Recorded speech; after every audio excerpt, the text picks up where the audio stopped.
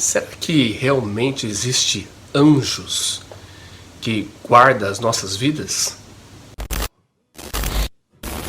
Nós vamos vivendo, vamos trabalhando, estudando, fazendo faculdade, assistindo Netflix, saindo com os nossos amigos e familiares.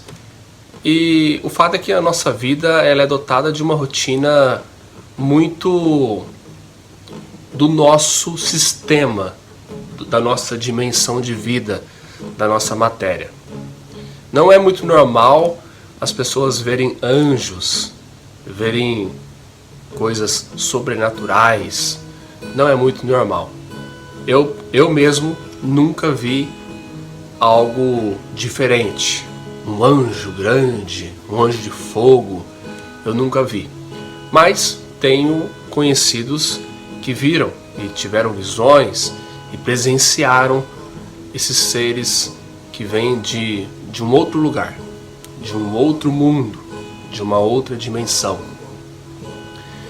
O fato é que a Bíblia, ela nos relata que Deus ele tem várias formas de proteger aqueles que amam Ele, que temem Ele e que anda sob a proteção dEle.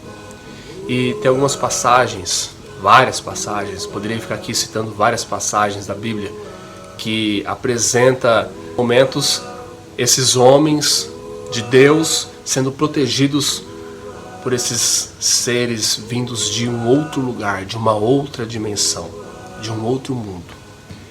Mas tem uma passagem muito linda que está lá em 2 Reis, no capítulo de número 6. É uma passagem no qual Eliseu e os seus discípulos, eles descem para um certo lugar para cortar madeiras, troncos de árvores. E estava tendo um conflito entre os reis da Síria e de Israel. E esse rei da Síria, ele então quer invadir o local que Eliseu e os seus discípulos estão. E eles estavam dormindo de noite, e então eles sofreram um ataque surpresa. E esse rei da Síria mandou vários carros de guerra para cercar todo lugar e capturar Eliseu e os seus homens. Mesmo porque Eliseu estava revelando de maneira sobrenatural, através de revelações vindas da parte de Deus, acerca de tudo que esse rei da Síria estava fazendo e tramando contra o rei de Israel. Ao ponto que ele reuniu seus homens, o rei da Síria, e perguntou: viu, mas será que tem algum de nossos homens que está do lado desse rei de Israel? E aí um dos seus homens disseram: é o Eliseu. Olha que legal essa passagem. Ele diz assim, ó: é Eliseu, o profeta que está em Israel. Ele revela ao rei de Israel até as palavras que tu falas em teu quarto. Então, Deus ele tem uma maneira muito sobrenatural de proteger o seu povo, de conduzir a história do Gênesis ao Apocalipse. Deus ele tem uma maneira de prestar socorro àqueles que estão ligados a ele. E aí então esse rei fica muito furioso e manda o seu exército para cercar todo o local que Eliseu e seus homens estavam. E passou a noite, Eliseu estava dormindo, os seus discípulos também estavam dormindo, e um dos discípulos acordaram um pouco mais cedo. Acordou mais cedo, e quando ele abre a porta daquela casa, e era em meio a colinas, quando ele abre a porta, de repente, ele vê que todo o local está tomado de carros de guerra, de homens, está tomado, ele fica completamente atônito, ele fica com medo, ele volta para dentro de casa, e aí ele vai avisar Eliseu. Ele chega em Eliseu, e a Bíblia diz assim, ó, lá no versículo de número 15, o servo do homem de Deus levantou-se bem cedo pela manhã, quando saía, viu uma tropa de cavalos e carros de guerra que havia cercado a cidade. Então ele exclamou: "Ah, meu senhor, o que faremos?" O profeta respondeu, então Eliseu respondeu para ele: "Não tenha medo. Aqueles que estão conosco são mais numerosos do que eles." E Eliseu então orou a Deus. A Bíblia diz: Eliseu orou: "Senhor, abre os olhos dele para que veja." Então o Senhor abriu os olhos do rapaz, que olhou e viu as colinas cheias de cavalos e carros de fogo ao redor de Eliseu. Eu tento me colocar lá nesse momento com esse rapaz, discípulo de Eliseu, que estava morrendo de medo. Eu tento desenhar na minha mente. Eu gosto muito sou designer, então eu gosto de parar, meditar e construir em imaginação esse momento. E confesso que tenho limitações para isso. Mas imagina comigo, eles estão na casa, o exército todo está tomado todo lugar. Qualquer um ficaria com muito medo, porque Eliseu e seus discípulos eram muito poucos. E Eliseu muito calmo, muito sereno. Ele diz: "Calma, aqueles que estão com nós são muito mais numerosos." Tinha muito mais. Muito mais eram aqueles que estavam com Eliseu.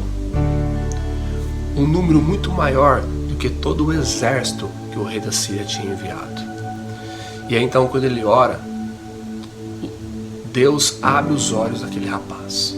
E quando ele enxerga, ele vê numerosos carros e cavalos de fogo. Imagina isso.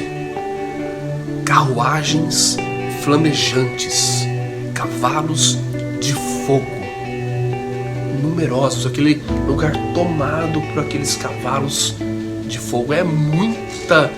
Quem não tem a mente de Cristo, quem não tem a natureza de Jesus, quem não teve os olhos abertos para a grandeza de Deus, quando lê uma coisa dessa, quando se depara com isso, fala: é loucura. Mas eu já acredito, eu tenho profunda convicção.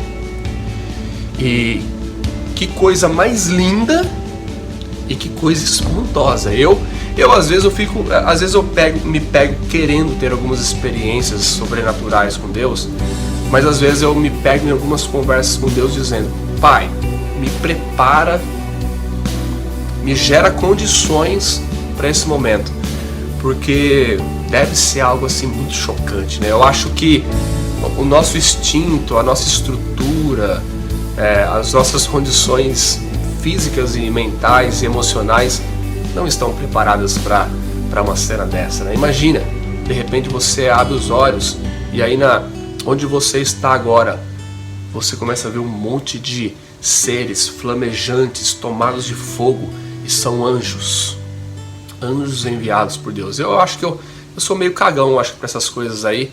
Eu acho que eu não estou muito preparado, não.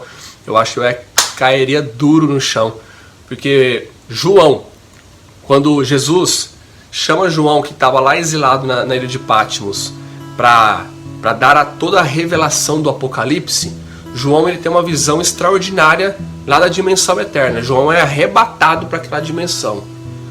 Então João ele começa a ver aquela dimensão toda, ele não consegue encaixar as palavras direito, e ele começa a descrever Jesus. Ele diz que Jesus tinha cabelos e rosto muito brancos, olhos como chamas de fogo.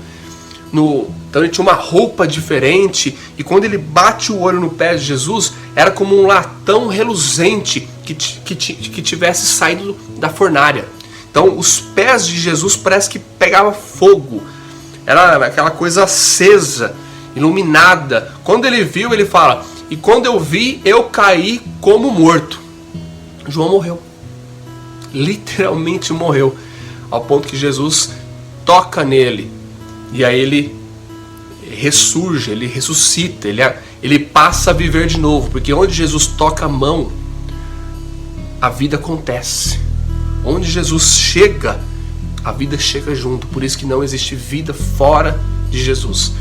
Mas voltando a essa ocasião, Deus tem as maneiras dele para cuidar daqueles que ama ele, daqueles que teme ele. Em Salmos, lá de número 34, versículo de número 7, diz assim: o anjo do Senhor acampa ao redor dos que o temem, os guarda e os livra.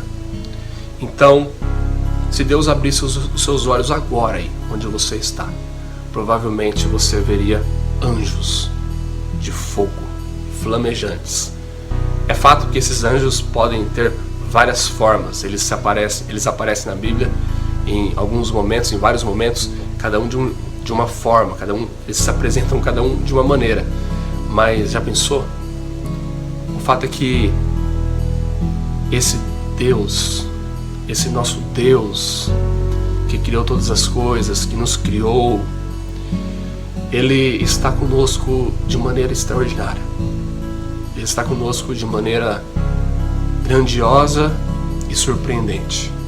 Às vezes a nossa fé, as nossas condições mentais completamente limitadas, nós andamos desesperados, andamos com medo, vamos fazer algo apavorado, mas a gente se esquece que o nosso Deus sempre está nos guardando.